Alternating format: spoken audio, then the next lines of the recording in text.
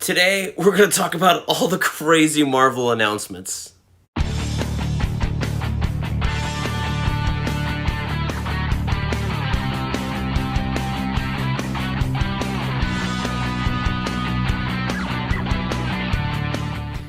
Hey everybody, and welcome back to BK's Bullets. As always, I am your host, Brent Cassina, and today we're going to talk about all the crazy Marvel announcements from the Disney Investor Day here at the end of 2020.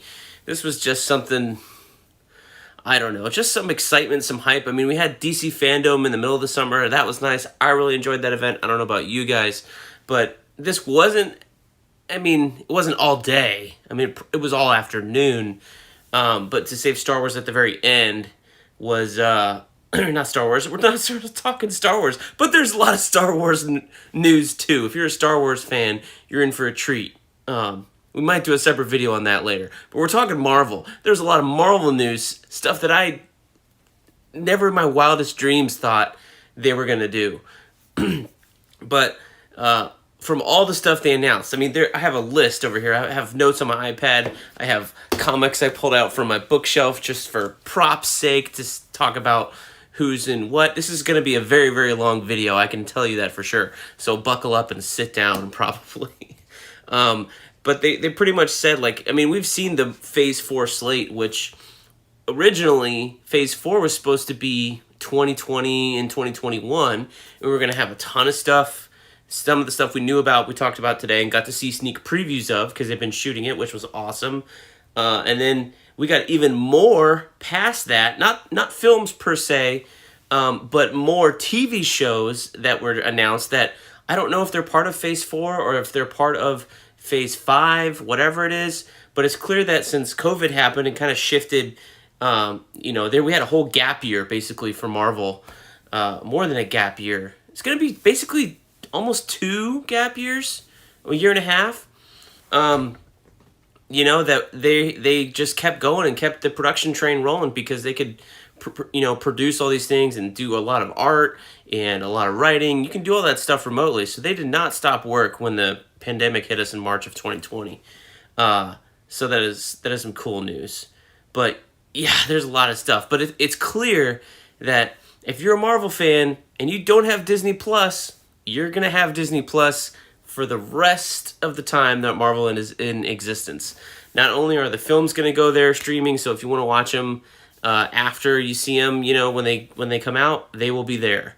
I think they were doing like a 6-month delay or something like that, because usually it's like 3 and then another 3 later, who knows. The one thing that they didn't announce is that, a lot of people were speculating that Black Widow was going to come straight to Disney Plus, because it's been a year delay, and that is not happening. That is not happening. Surprise to many. Me personally, I would pay $30, which is what they wanted to charge you for Mulan. I would pay $30 for Black Widow right now. I would do it in 2 months also. They have a lot of stuff coming to theaters in 2021, and I say theaters in air quotes because to me, I don't really know if you're going to have that big of a theatrical experience in 2021. Not because I believe these theaters are going out of business. Nobody has yet. AMC is still hanging on, by its fingertips. It is in deep, deep, deep debt. Regal, I think shut down. They just said, we're closing. We'll let you know when we're opening back up. So I don't even know if they're going to open for Wonder Woman on Christmas Day in states that they can't open in the U.S. anyway. I'm talking U.S. The rest of the world, you're doing much better than us because you have good leadership, hopefully. Good to you. But the U.S., honestly, I don't believe I'm going to go see a lot of these in the theaters, honestly. Maybe not at night, maybe during the middle of a week, take a day off, take a morning off, go catch the first show when it's empty. I don't know. I don't know when the vaccine's going to get to my part of the town or I'm eligible, whatever. There's a whole lot of things up in the air. And I don't trust other people. That much we've already seen. You can't really trust other people to be responsible, at least in this country, which is sad. But that's a whole nother topic. We're talking comic books here. Comic book media. We're talking Marvel. Let's get excited again, right? Let's get excited. Come on. So, first things up, WandaVision, January 15th. This thing is like a little over 30 days away. And if you want to know kind of where WandaVision got, its inspiration from, you can check out Avengers Disassembled. Yes, this is the only comic I have, at least in trade form, in person, that has Wanda. She's right on the cover there. But this is a Wanda story, and you can go from this, and you can go into House of M, although I don't think they're going to do that much of House of M. But this story, you'll find out at the end of it, is basically where Wanda kind of loses it all. It's very Wanda-centric. I just turned to a page here. This is, Doctor Strange and Wanda going at it. This is written by Brian Michael Bendis, drawn by David Finch. It's a cool little story. It's short. It's like 3 or 4 issues. Very short. But the art is fantastic. So Marvel Comics hired Brian Michael Bendis to come in and do the Avengers. And he says, I don't want all these characters that at the time, nobody cared about these characters. When was this published? At the time, nobody cared about Captain America. Nobody cared about Iron Man. Nobody cared about Vision. Nobody cared about Ant-Man. It was crazy. This was published in 2004. 2004. So, 2004, 2005, he disassembled the classic Avengers, which is all the Avengers you see on screen. And then he launched a series called New Avengers. And in New Avengers, we had Captain America, we had Iron Man in it, but we also had the likes of Spider-Man, Wolverine, Luke Cage, Jessica Drew, Spider-Woman, who's getting her own movie from the Sony Studios. You had the more popular characters of the roster to boost the sales of the Avengers title. And it worked. It worked for a long time. And that series is very good. Definitely check it out. But New Avengers is not the classic Avengers that Marvel had for like 50 plus years before then. It is not the Marvel's Avengers we're getting in video games, or that we're going to get here on Disney Plus in the films. So just know that like this was the end of an era, and it was after the success of New Avengers and the Marvel movies and stuff that the Avengers kind of got put back together, so to speak, with some changes every time they relaunched the series, with the classic characters that we're now following in all of this media. So I say go to this, read New Avengers, and then I think the next thing is Hickman's Avengers, which was also very good, very dense, very different style of storytelling from Bendis. But anyway, this story, you find out, is where Wanda kind of goes nuts. And based on the trailer we had, the first look, or whatever you want to call it, we had it kind of hinted at Wanda not knowing what was going on. And she's living through all these different ages of television. And you saw the aspect ratio change as well. There was some shots, I was watching on my TV, there was a 4:3 shot, so you had the black bars on the side, and then there were other shots that were like widescreen, so I had black bars on top. So I'm wondering if they're going to play with the aspect ratio depending on the era they're in on this series based on the scene, which will be very weird because you're going to go from like full frame to this to full frame, half frame to that, which is very weird. In my opinion, if you're shooting a TV show, then let's use the full 16:9 frame you have here on your phone screen and your TV, whatever. Let's use it. It's a TV show, but I know a lot of shows like, Handmaid's Tale or any of the Netflix originals, half of them want to do the widescreen effect to seem more cinematic, and I'm like, freaking Avengers, which is one of the, highest grossing movies ever made, Joss Whedon shot that in 16:9. I don't know. Maybe he didn't know anything else, but he did. Age of Ultron, they went widescreen and they never looked back, but, I think the only 2 MCU movies to use the full 16:9 aspect ratio that you're seeing here, I think were Avengers and Ant-Man. So, and both sequels after that went to widescreen. I don't think we've seen a not a full frame, but, 16:9 Marvel movie since. So, little thing there. So yeah, it looks like she's going nuts. So she does that here. So this is kind of where that idea of Marvel, or not Marvel, but Wanda goes nuts and affects the universe. It started in this book, so you can check that out in Avengers Disassembled. Definitely check that out. So the next thing they announced, or they talked about, was Doctor Strange in the Multiverse of Madness. This is coming out in March 2022. They also said it connects to Spider-Man 3, which is currently shooting. And Spider-Man 3 has all this stuff where Jamie Foxx is back as Electro. You got Alfred Molina back as Dr. Octopus. There's a lot of rumors out there that we're going to get Tobey Maguire Spider-Man and Andrew Garfield Spider-Man coming back, as well as maybe Kirsten Dunst as Mary Jane coming into that movie.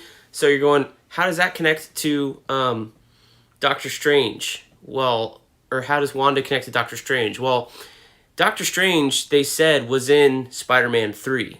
Like, they've already announced that Benedict Cumberbatch is in that. And Multiverse of Madness is shooting now in London. And the reason they brought Doctor Strange next is because Wanda is in, or co-starring in, Doctor Strange in the Multiverse of Madness. So the ongoing theory on the internet is this. Is that WandaVision, I guess maybe slight potential spoilers, but it's been all over the internet for months. It's not a very good secret now, but we could be totally wrong, and that would be amazing if we were, because there's a lot of people that spent a lot of clicks and a lot of videos trying to spew this theory. But the theory right now, and I've seen a lot of it from Grace Randolph on Beyond the Trailer on that YouTube channel, so shout out to her. A lot of people don't like her. I really do. She tends to be right, and, whatever. But the theory is that in WandaVision, she breaks the multiverse, similar to how she kind of breaks the universe here. And then the multiverse kind of reacts, and how can you easily do the multiverse in a Marvel film? Well, we have like 3 different Spider-Man actors, so we'll do it there. And since Spider-Man is also, I think, shooting now, or probably pretty close, Tom Holland was doing the Uncharted movie and then the Spider-Man 3 film, back-to-back, shooting those for Sony. That's where you have all these different villains coming in from different eras. So why would it make sense for them to come in? And if you recall, at the end of Far From Home, there was a big thing with Peter and J. Jonah Jameson that you might need another Spider-Man to come in and help him out with that situation. We'll just say that. So that looks really cool. Or that idea sounds really cool. And then you would have Doctor Strange in that film kind of tie up the multiverse breaking and it coming, to a head in his film. So are there multiple Spider-Men in his movie? Who knows? Are we getting different versions of the Marvel heroes in the Multiverse of Madness? Usually, at least with DC anyway, when you're doing a multiverse story, or if you follow Marvel Exiles, that's a comic book that explores the multiverse, or the Captain Britain Corps, you get different versions of the same characters to see how they twist in each kind of little iteration and stuff. If you've watched the Flash TV series, you know what I'm talking about as well. So who could you get to play another Iron Man? You're not going to get Robert Downey Jr. I think he's done. But for a long time, they were rumoring that Tom Cruise wanted to play Iron Man before they made the original Iron Man movie in 2008. So could you get Tom Cruise to come in and play an alternate version of Iron Man? Sure. Who was Black Widow before they cast Scarlett Johansson? Well, Emily Blunt had the role of Black Widow until she had scheduling issues and had to drop out. So could you see Emily Blunt as Black Widow in that movie? Who knows? It's an idea. It's floating out there. So that's that. The next thing they talked about was not Doctor Strange. Doctor Strange also features Miss America Chavez. They announced that. So that's cool. And she's a multiverse character. She punches through multiverses, and it is in like a star shape. She's from the Young Avengers run by Kieran Gillen, and the artist is escaping me. Very good series, very fun, very different, very youthful. Next thing they talked about was Falcon and the Winter Soldier. This is coming in March of 2021, next year. I think this is almost done. They showed a preview. It looked fantastic.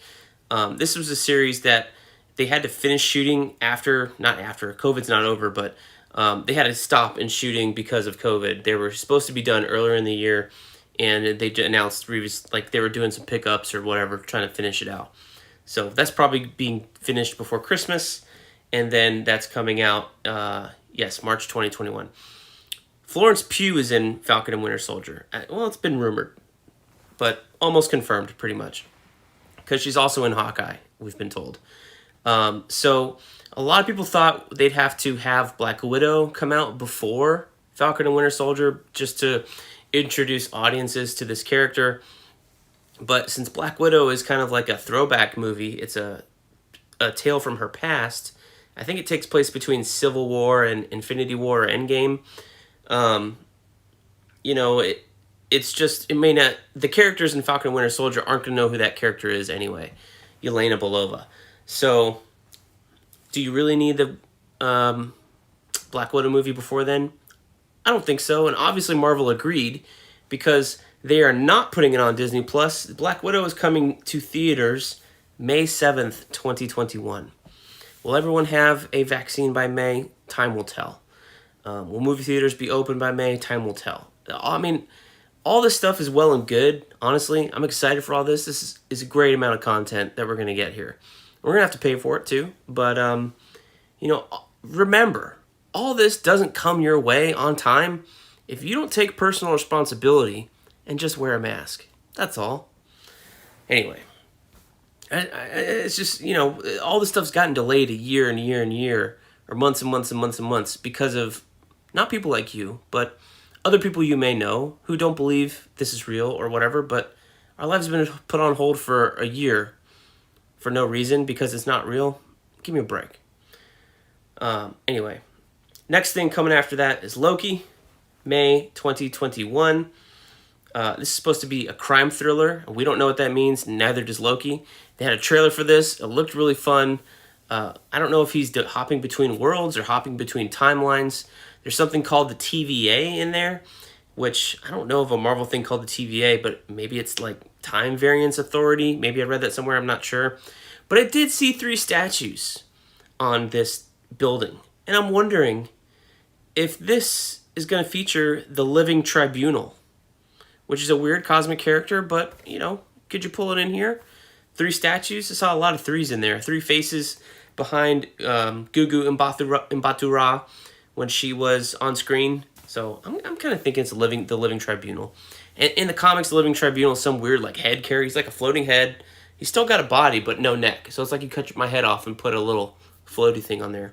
But he's got 3 faces, and they all have different opinions or personalities or whatever. But it's like you take my head and then cut it and make it like a triangle, a pyramid or something like that. So there's a head here, there's a head here, there's a head over here, and there's 3 of them. And that is in the comics anyway, the Living Tribunal. How that works in here, if it's even in there at all, who knows. But it's a wild concept. And it seems like we're getting more and more wild as we get deeper and deeper into the Marvel Universe. And I think that's cool. I mean, it's cool that we're getting wild stuff now, but I was watching Spawn, the movie, the other day. And Spawn, the movie, is a wild movie for 1997, that's for sure. So it's not unprecedented, but it's pretty cool. So after that, we saw a preview for the What If animated show. And honestly, when they announced this last year, I was like, oh, animation. I'm sure they're going to do some cheap kind of Rick and Morty, Family Guy, South Park, Flash animation or whatever. And that is not what they're doing at all. This thing looks 3D animated, like a Pixar film kind of thing, with a more realistic bent, a little bit more cel-shaded. So it's not over-exaggerated features, but they're there. But it's definitely inspired by the Marvel Universe. So it's almost as if... did you ever see the movie A Scanner Darkly? They filmed actors and then rotoscoped and drew on top of them. This kind of reminds me of that, but in 3D. So this is fantastic. The Watcher is in here, and we're going to get a bunch of little stories. And they said, and they announced this previously too, but it's confirmed again. They got Marvel actors to do the voices, so they're coming back to reprise their roles, at least when available. So one thing I did see in here was we got Peggy Carter becoming, not Captain America, because she's not from America, she's British. So maybe she becomes a Captain Britain, or so to speak.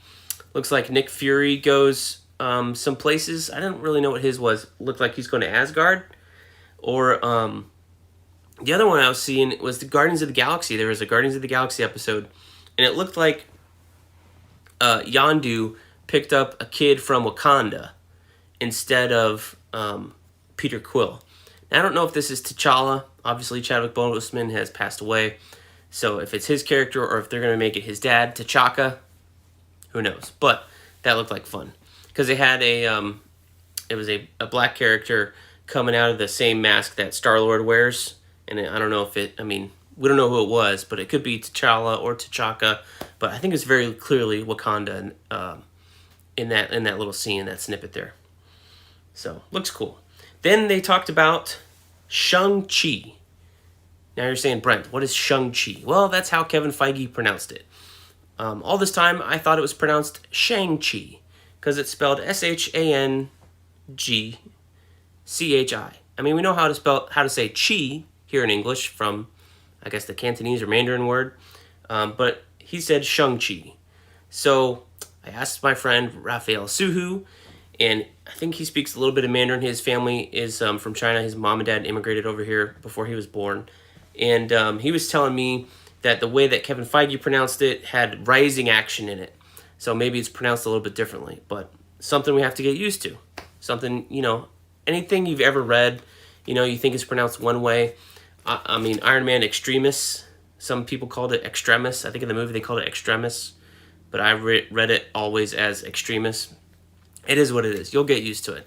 Ra's al Ghul is sometimes Raish al Ghul, or even there's a third way that I can't remember off the top of my head. So that's coming July 2021. Again, in theaters. Again, my caveat, you don't get this if you don't wear a mask. Then they talked about Ms. Marvel. We had a little sneak peek there of a little bit of what they shot. I think they just started shooting a couple weeks ago. Same thing with Hawkeye.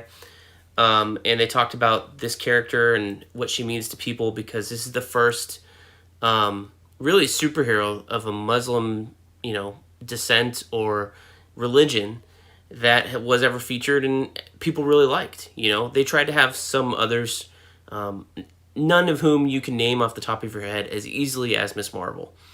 So Ms. Marvel, the character, her name is Kamala Khan. You can play the Avengers video game if you want to experience her story that way. I have read only the first 6 issues of her first series, and it was drawn by Adrian Alfona and written by G. Willow Wilson. That's right. And I thought it was pretty fun, pretty good. Adrian Alfona, he did Runaways, did a great job here. A little bit of a change in art style, a little more like squiggly from what he did in Runaways. But the girl playing Ms. Marvel looks really cute, looks like a fun high school coming-of-age story. And they mentioned the thing about Ms. Marvel is that she's a fan of Captain Marvel. So, of course, Ms. Marvel, they announced, confirmed today, will show up in Captain Marvel 2, which is coming out 2022. Who knows? Eternals, they talked about coming out in November 2021. Again, this was supposed to have come out already this year, if not for this pandemic, if not for people not wearing their masks and being responsible, if not for the U.S. having, terrible leadership during all this and not taking anything seriously. We could have been out of this by now. We could have had Eternals. We could have seen Kumail Nanjiani's killer abs. We could have seen Richard Madden as Icarus or Icarus. We could have seen Angelina Jolie as Thena. Could have seen Gemma Chan as Cersei. Could have seen it already. But we're going to wait until next year. So November 2021, they kicked that all the way down there. Brian Tyree, what's his name? He's also in it. He was in Joker, in the Arkham Asylum. Brian Tyree Henry, that's his name. Very funny guy. I like him. Then Hawkeye, coming to Disney Plus, is a series late 2021, and they finally confirmed what we all knew because we've seen the set photos. Haley Steinfeld is playing Kate Bishop. It's like, this was everybody's first choice for this role. You guys didn't announce it until today, but we saw pictures like a week ago. You let her film on the street before you announced this? Like, this is just insane. Nutty. Just nutty. Then they also finally confirmed. Well, it was announced, I don't know if it was by Disney or whatever, but then it was kind of rescinded by the actress. But we're getting a She-Hulk series. We knew that ahead of time. And we thought they had cast Tatiana Maslany until she said, oh, no, that's not me. Well, now Disney's come out and said it. It is Tatiana Maslany. And if you don't know who Tatiana Maslany is, you can go watch The Perry Mason Show on HBO right now. She's in that. But I would recommend, this is where I found her, which was the BBC America show, Orphan Black. I think it's streaming on Amazon Prime right now. I still have not finished that show. But she's fantastic in that show. She is a fantastic, fantastic, fantastic actress. So that show, the caveat is there's a bunch of clones, and she plays all of her own clones. And they all have different characters, different personalities, different looks. It's incredible what she was able to do in that show. So I'm very excited to see her get a big boost, get a big bump. She deserves it. She's an amazing, amazing actress. Big fan of hers. They also said Tim Roth is in it as Abomination. Tim Roth, Abomination, you know, from The Incredible Hulk, from Edward Norton days, a long, long time ago, in almost a galaxy far, far away, a multiverse where we didn't have a pandemic. He's going to be in the show. Who else is in the show, Brent? Mark Ruffalo, the Hulk, of course. I mean, in the comics, She-Hulk gets her Hulk powers from her cousin went through a blood transfusion. So, stands to reason he's at least in the first episode, if not whatever episode they show her origin in. So, he's at least in one. He also hinted, since it's a lawyer show dealing with superheroes, you never know who's going to show up. Well, you know, there's been a lot of other rumors, too, that a certain other lawyer superhero from the Marvel Universe may be showing up in this. Daredevil, Charlie Cox, maybe? I don't know. We could all be wrong. It could just be any other superhero in the MCU that's having a legal battle showing up in this show. I think that would be fun if, like, you know, War Machine or Falcon or Winter Soldier shows up and there's in her office and she's like, what are you doing here? Well, I'm being sued by this guy because I was fighting and something got shot above this car and it dropped in this person's car and now they're suing me for damages. Like, you could do that every episode, almost like a story of the week thing, and I think it would be really, really fun. That's my idea. They talked about Moon Knight for a little bit, and they said it's going to take place with a lot of Egyptian iconology, which is cool. Moon Knight, if you don't know him, he's going to be played by Oscar Isaac, actually. They didn't say it in this, which I thought was weird, but that's kind of been, like, you know, announced. But why they wouldn't say it in this, I don't know. Maybe it's not final yet. Supposedly he's in talks. But he also was announced the other day to play Snake, Solid Snake in the, what is it? Not Gears of War. Metal Gear Solid movie. There you go. So yeah, that was kind of weird. But he's a schizophrenic person. He's either Mark Spector, and he's got like two other names. And he fights for the Egyptian god Khonshu. I don't know if this is a real Egyptian god or if this was made up in the comic books. But anyway, this is the god of the moon. He's called Moon Knight. He's the knight for this god, hence the name. And, you know, he's out there and he wants you to see him coming when he comes to beat the ever-living crap out of you. So that's why he wears white. Not because he wants to hide in the shadows. It's because he wants you to know, oh my god, there's Moon Knight. He's going to beat the crap out of me.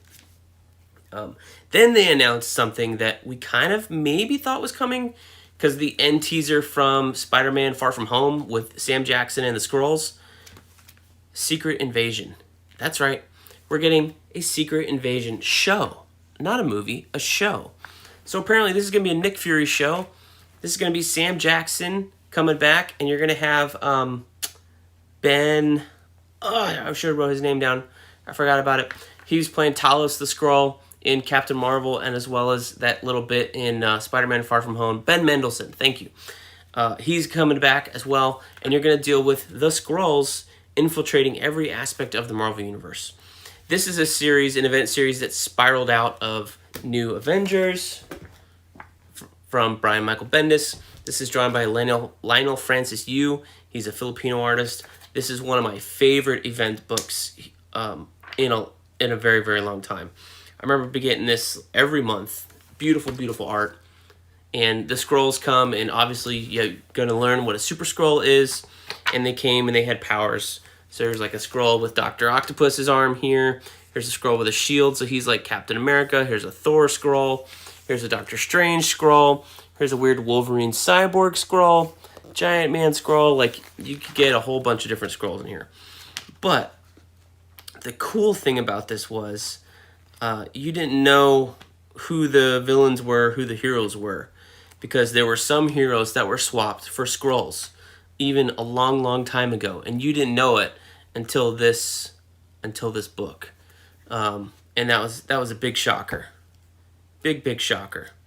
So, do you think any of our Marvel heroes now are a Skrull? Do you?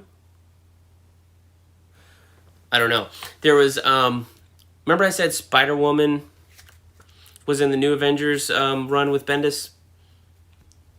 She's in here. I don't know if they're going to do that in the show, but let's just say that at least in the book, it was a big a moment when the rug pulled out from under you, and you found out that this character, whom you thought something of, was a Skrull the entire time, at least in the last 5 years. It blew my mind. So if they do that with the Marvel Universe, that's going to be awesome. Okay, we're getting long. Secret Invasion. We got Ironheart. I don't have an Ironheart book, but I have an Iron Man book. So what is Ironheart? Well, Ironheart, Tony Stark died in the comics a few years back. And so, I can't remember the exact reason, but there was a character, her name is Riri Williams. She's a young black woman with this big curly hair. And she's also like a super genius. So she developed an AI, or maybe she found the AI. Anyway, it was like Tony Stark's living brain in the comics anyway. Who knows what the series is going to be. But in the comics, it was Tony Stark's like personality consciousness as an AI, almost the way that Jarvis was. And he helped her, or she, used him to build her own Iron Man suit. So there was a series also by Brian Michael Bendis called Iron Man, featuring Riri Williams as Iron Man. Then Tony Stark comes back, and she gets a new suit, which is purple and black and yellow, and stands out. I don't know if that's going to be that in the show, but she called herself Ironheart because I guess she has a lot of heart. So she's been in the pages of the Champions recently. I think she also had a series or two, maybe a miniseries, but you can check her out. A lot of newer, fun, younger character. They also had cast that. Her name is Dominique Thorne. She's going to play Riri Williams. So I think that was news. That was cool. I wonder if they said they did like a worldwide casting call over Zoom for Ms. Marvel. So I wonder if Dominique Thorne getting cast came out of that search. Oh, nope, that's last. So they also said, spinning out of Iron Man, remember, Tony Stark's dead at the end of Endgame. We're getting an Armor Wars series. So Armor Wars, this ain't it. This is Extremis, right? But this series will be starring War Machine. Don Cheadle is coming back. And Armor Wars was a series, I think in the 70s or 80s, where, at the time anyway, Tony Stark's technology got everywhere. And people started using it to do the wrong things, to make weapons, people got hurt, etc., etc. So it's kind of like the same, what they did in the first Iron Man movie, where he goes back and reclaims his technology. Anything that says Stark, like the weapons and stuff, because he gets ashamed that these weapons killed people. So same type of thing, except it's the Iron Man technology, not just the Stark weapons. So I think this will be Don Cheadle as War Machine, protecting Tony's legacy instead of, with the Iron Man technology. And you think at Endgame, at the end of Endgame, there was a lot of, like, it was like nanotechnology at that point. It was crazy. We're not just talking smart, strong metals and AI and power weapons and stuff like that. Now we're talking nanosuits that hide in your sunglasses and then transform into a giant, set of armor. Think of what Spider-Man wore in Infinity War. That's pretty crazy stuff. So that is the type of stuff you want to keep protected. Then we talked Guardians of the Galaxy. We're getting a Guardians of the Galaxy holiday special. He said that is being written and directed by James Gunn. They're going to shoot it while they're shooting Guardians 3, and it's going to come out the holiday prior to that film, which right now it's scheduled for 2023, so you can assume he meant to say Christmas 2022. So that's kind of a ways away. But it's kind of funny that we're getting a holiday special here. You have the Star Wars Lego holiday special that just came out this year. I know holidays are big on streaming services right now, but it's just kind of funny that this Star Wars holiday special from 1978, 79, that George Lucas and everybody in it was ashamed of, was like this living joke for, 30, 40 years. And then now it's just going to be a thing. Now that we've absorbed Star Wars into Disney, we made a Lego version, and we're going to do a Guardians of the Galaxy version, and, possibly who knows what other kind of Marvel versions of holiday specials you're going to get in the years to come. But that's fun. That's fun news. And that James Gunn's doing it, also good news. And everybody else that's already in Guardians of the Galaxy 3 is going to be in it as well. It's good promotional tool, I think, for Guardians 3. just in case you forgot about it. You're also getting I Am Groot, which are Baby Groot shorts. They didn't say Vin Diesel's coming back, but who knows? At this point, Baby Groot, you could pitch anybody's voice to be Baby Groot's voice. So maybe it's not Vin Diesel. They talked about Thor: Love and Thunder, and that is being written and directed again by Taika Waititi, who did Thor: Ragnarok, which is very good. It's got Jane Foster in it with Natalie Portman back, and they finally confirmed Christian Bale is the villain. And this is what I got excited about. Christian Bale is playing Gorr, the God Butcher. So not only is Thor: Love and Thunder going to be a wild, wacky tale because it's a Taika Waititi film, it's going to be taking not just the later part of Jason Aaron's Thor run, but it's kind of just taking all of it and just smushing it together, putting it in a blender with maybe some alcohol and some lime juice or something to spice it up. And that's what Thor: Love and Thunder is going to be. Because you had, at least at San Diego Comic-Con, this was last year in 2019, you had Natalie Portman announcing she was coming back, and she held up the hammer. And I think they talked about a female Thor, which in the comics, go read Jason Aaron's run, there was a female Thor taking place for our regular Thor when he was deemed not worthy to hold Mjolnir.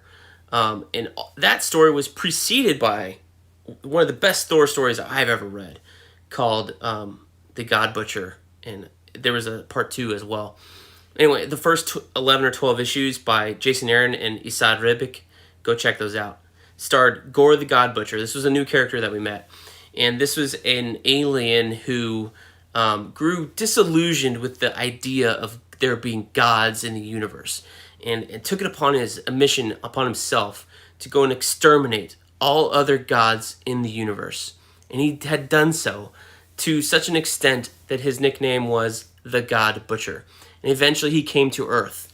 And it turns out Thor had met him before in the past and defeated him. And then he came back in the present. And then we saw him in the future. It's a great story. And the story of Gorr, when you got into his origin, I'm so excited for Christian Bale to play this character. Hopefully they have the same amount of drama and angst and rage in this character, because it was tragic. When you read his story, his origin, it was so tragic. You could see that everything he went through drove this man, this person, this alien, to be what he became. Way better than what they did with Darth Vader, that's for sure. It was tragic. It was like Punisher level. If that happened to me, I'd be doing the same thing. So I'm excited for Christian Bale to play this character. Hopefully they let him do his Welsh accent. He rocks an accent, like an American accent for most of his films, or an English accent. And, if you've ever seen Christian Bale do an interview for a movie he's promoting, it's kind of cool. He does the accent of his character in the film for the film he's promoting. So when he was doing Batman, he was talking in his American accent, the same way he talks in the Batman movies. If he's playing an Englishman or an Irishman or something like that, and doing that accent in the film, he does the same accent. So you rarely ever hear him talk in his regular Welsh accent, which I think is very cool. So I hope they let him do his thing. He's a great accent guy, obviously, but just let him do it. So I think that's something cool about Christian Bale that I really like. So Thor: Love and Thunder. Gorr the God Butcher. So metal. Love that story. Go check it out. They talked about Blade. Mahershala Ali. He's still in. Over a year later. They're working on story concepts. They didn't name a director or anything like that. But it's still coming. Then they announced Ant-Man and the Wasp. Quantumania. That is a mouthful. Not just Ant-Man and the Wasp, but Ant-Man and the Wasp Quantumania. Now, we had seen Jonathan Majors get cast earlier in the year, and all the speculation was, is he Kang? Is he Kang? Well, we got confirmation. He's Kang. Kang the Conqueror. Yes, this is Kang the Conqueror right here with the blue face and the purple and green. He is a time-traveling conquest person conquistador, megalomaniac, crazy person. So will he be time traveling in the film? Maybe not. Maybe he's more like a quantum realm guy in the film. Hence the name Quantumania. Because if you haven't seen Ant-Man and the Wasp, you wouldn't remember, or you might remember that that whole movie revolved around going into the quantum zone to get Janet out, and that's where the finale of the film was. So very, very good, good show. Kang stories. I think most people would recommend Avengers Forever. Me personally, I've read that once. I didn't quite understand it because there's a lot of Avengers lore that you need to understand, I think, to read that book and really get it. That book is written by Kurt Busiek and drawn by beautifully drawn by Carlos Pacheco. So you can go check that out. It's very dense. Not what I would recommend for Kang. My first entry to Kang was not. It was Avengers Forever, but I think this is a little bit simpler. This is Young Avengers. This is Volume 1. Sidekicks. Yep. This is also where Cassie Lang first appears. Who's Cassie Lang, Brent? Well, she's going to be in Ant-Man and the Wasp: Quantumania. You met her in Ant-Man #1 and 2, and you met her all grown up in Avengers Endgame. She's been recast. Oh gosh, I should have written this girl's name down. Anyway, it's the actress who was just in Freaky with Vince Vaughn. She's playing Cassie Lang. This is her back here. Her code name is Stature in the books. Here she is on the back. Cassie Lang, Stature. It's kind of like a giant man character. Grows really big. Also, who's that on the back? Who's this? It's Kate Bishop, y'all. Kate Bishop. Who's this girl in the front? Kate Bishop, y'all. Patriot? We'll see. We'll see. Who's this guy over here? That's Teddy. Who is this guy here? That's Speed. Nope, that's Wiccan. Young Vision down there. Speed is also in one of these books. Gosh, where is he? I think he's in this one. Who is Wiccan and Speed, Brent? Why are you pointing these people out? Well, I'll tell you. Wiccan and Speed are the children of Wanda Maximoff and Vision. What are we getting in less than a month? WandaVision. Did we see cribs in this trailer? I think so. We definitely saw them in the last trailer. We've seen babies, or baby cribs. So, one could say that if you get WandaVision and you get baby twins, and they turn out to be Wanda's kids, which comes from the books, the whole reason she went crazy in Avengers Disassembled, there's some craziness with her kids about remembering them, forgetting them, whatever. We're going to get Wiccan and Speed, Wanda's kids. Yes, Speed, like as in Pietro Maximoff, Quicksilver, her brother, same powers as his uncle. Which one could say, are we then going to get a Young Avengers show or movie? Possibly. It's possible you could have Teddy show up in the Secret Invasion show. Who's this guy up top? Well, that's Iron Lad. He's kind of... He's this guy, but he doesn't know it yet. It's kind of a weird thing. I don't think that'll happen. Maybe it does. Who knows? But, how do you get to Patriot from here? I don't know how you get to Patriot from here. That is a tale right there. Because Patriot is the grandson of the original Captain America, per se. So it turned out, kind of a retcon later, written by Kyle Baker, the series called The Spirit. I think it's just The Spirit. I've actually never read it. I need to go read it. But turns out that in Project Rebirth, where they were making Captain America, just like the Tuskegee experiment, stuff like that. It's kind of this horrid part of American history that we have to acknowledge that we did some terrible shit to African Americans, black people in our country. They did the same thing. So they tested out all these serums on black soldiers before they actually gave it to a white soldier because they didn't want to risk it. It's fucking terrible, like I said. Anyway, it worked on one guy, and this is his grandson. He takes up the not a mantle, but inspired by his grandfather. His name, or code name, is Patriot. I can't remember his first name. I'm terrible at some of these characters' names. But that's his second outfit. This is his first outfit. It's cool. Got a cool mask. But are we getting a Young Avengers? Maybe. We got 2 so far. We got Stature. We got Cassie Lang being aged up.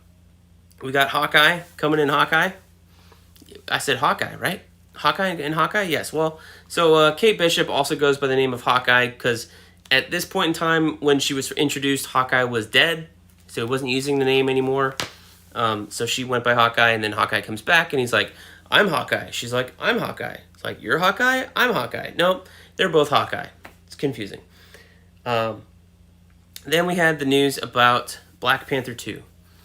So we did get a date for this, July 2022. This is a ways off. I think they were writing it this summer before Chadwick Boseman passed away from, I think it's colon cancer. But they did announce that they are not going to recast Chadwick Boseman. They're not going to recast T'Challa. Chadwick was T'Challa, even though he's only in 2 films, Civil War and Black Panther, and the Avengers films, I guess. But I feel like you could if you really needed to, but I understand it. I also don't know how I would react to seeing another T'Challa, a new actor in the role, simply because I really liked Black Panther, and it affected me tremendously. And I'm not, I'm sure it affected more people more than it did me, but I really enjoyed it. I thought it was a standout piece of film, standout piece for representation, and having kids now, there are times where my daughter Olivia will look at a girl superhero and she's like me, Daddy, and I'm sure that for little brown kids all over the world, they saw Black Panther and saw the same thing. So that affects people, That's cool. But anyway, that is supposed to be coming July 2022, and they're going to continue the story with the existing characters they have of Shuri. Oh gosh, not the Gorilla Man. What was he called? I can't remember the actor's name either. Anyway, you know who I'm talking about. The leader of the gorilla tribe. He's in it. The mom, the whole thing. They're going to continue that story from Black Panther, but without T'Challa, Chadwick Boseman. They'll find a way to move on. I'm certain unfortunately, they'll kill him off.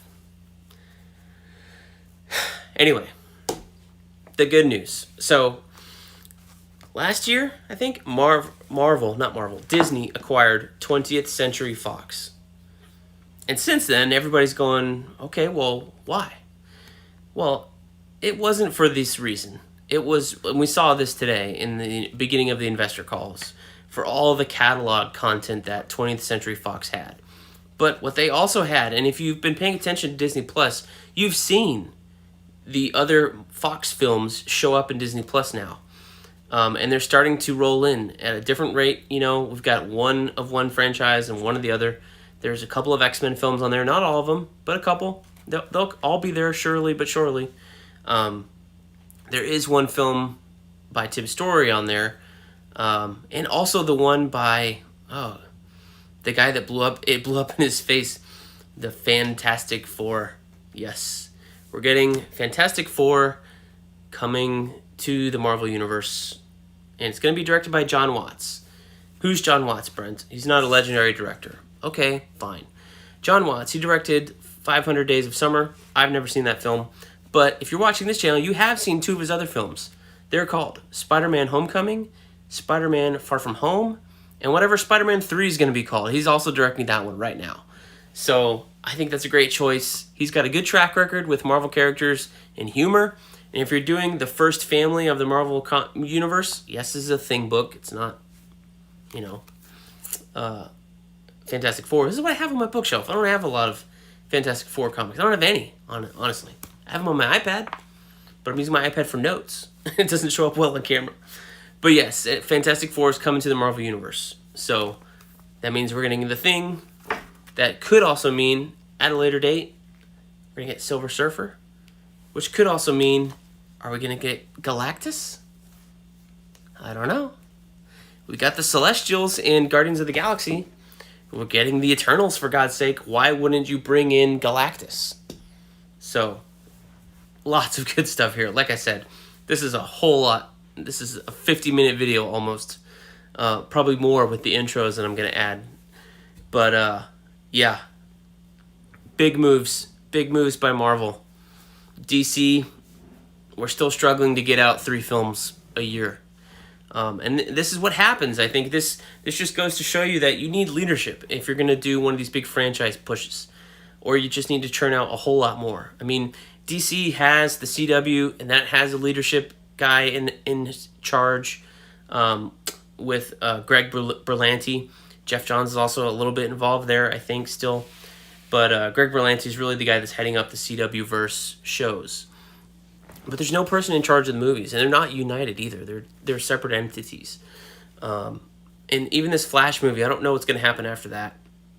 It's kind of the furthest thing out in the pipeline that they've announced so far for DC. That I don't know if they're going to get ahead like Marvel has Kevin Feige. And honestly, keeping Kevin Feige on, pay him as much money as he wants, him and his team, and there's other producers and assistant producers on these films as well, but him and his team, credit to them for organizing such a masterstroke in media, this Marvel Universe was films, 22 films, I think, so far, and now we're moving into television, and look at all the things we just discussed. A lot of it was TV, and it's all coming to your streaming channel, Disney+. So, boom. I think my biggest thing, what blew my mind the most announcement, Secret Invasion. Blew my mind the most. What casting announcement got me excited? The confirmation that Christian Bale was playing Gore the God Butcher. That part was not known. It was known he was in it. We didn't know who he was. Gore the God Butcher blew my mind.